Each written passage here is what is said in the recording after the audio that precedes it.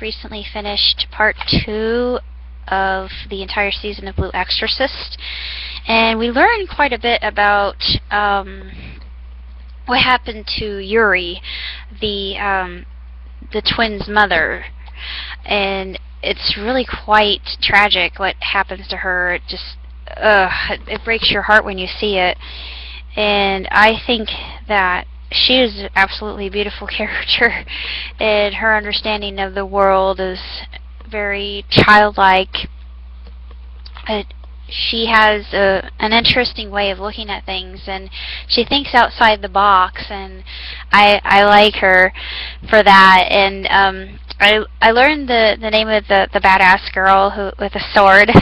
Her name's Shura, and she was just amazing. I would love to cosplay as her, but then again, her cosplay would be rather revealing, I think. I don't know if I would have enough confidence to do that, but I could probably. Probably have to beat guys away with a fake sword. She carries this huge snake sword thing, which is really quite impressive. In this episode, we learn why exactly they're hunting demons and how twisted the Vatican really is, and that they're really the bad guys. And it's just so many twists and turns occur in season 2 that are really quite intriguing, and we learn about Mephisto's true origin and Amemnon. Amemnon is, although we learn what happened to Amemnon in the last season, but Amemnon, he's in another form. He's a shapeshifter, just like Plato is. And the Ura Echoes, or the extra animes, are really quite entertaining in and of themselves. And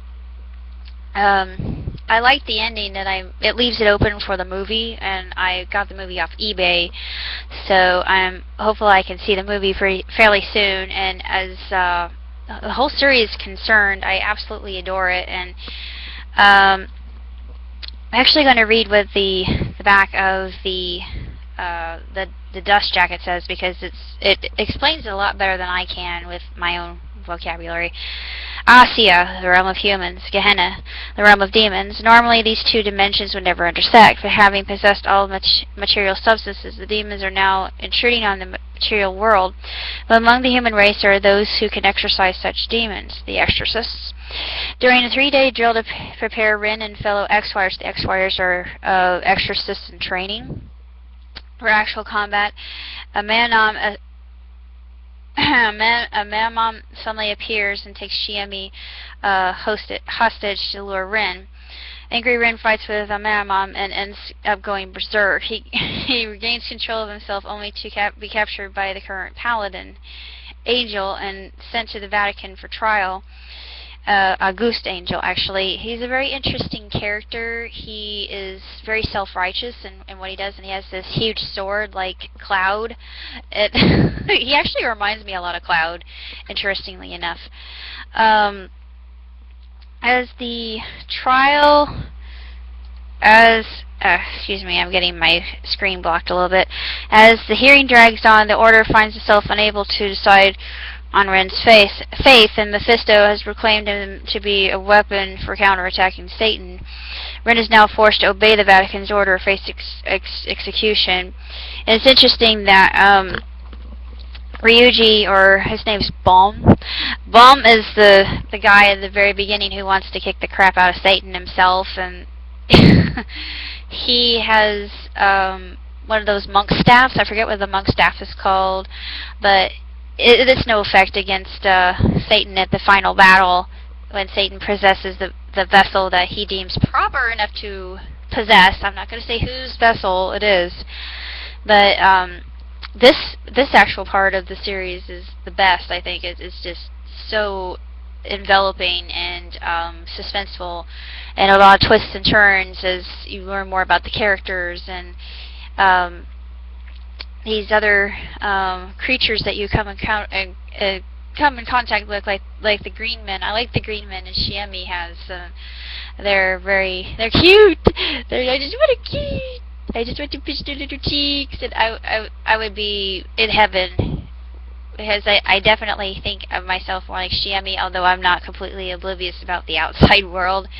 Shiemi, there's an episode with Shiemi, the first season, when she realizes that there's a ghost at the amusement park that is a lot like she is, because she never really had the chance to go outside of her home and participate in parties or anything like that. She didn't really have a normal childhood, and it's really quite tragic. And I never had a life like that, but I can relate a lot to Shiemi because I love nature, and I absolutely adore flowers, and I got a green thumb, and I think I have a kind of a St. Francis spirit, so the animals, they trust me, and they come to me, and they talk to me, and everything, so nature and I are friends.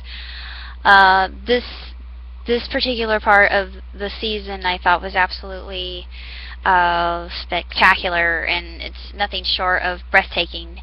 And if you've seen part 1, then you've got to see part 2, because it's not going to make any sense. And the last Ora Eku is actually really hilarious. If you've seen episode 1, I should say. I'm not going to say who's in it, but I cracked up. I'm like, oh no, him again.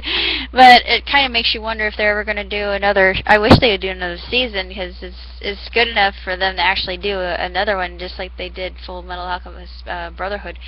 I don't know. This series on its by itself is really quite superb. And it's absolutely magnificent. It truly is. There are not enough words in my vocabulary to explain how good this anime really is. And I give it 2 thumbs up, 5 stars, hands down. It is absolutely phenomenal.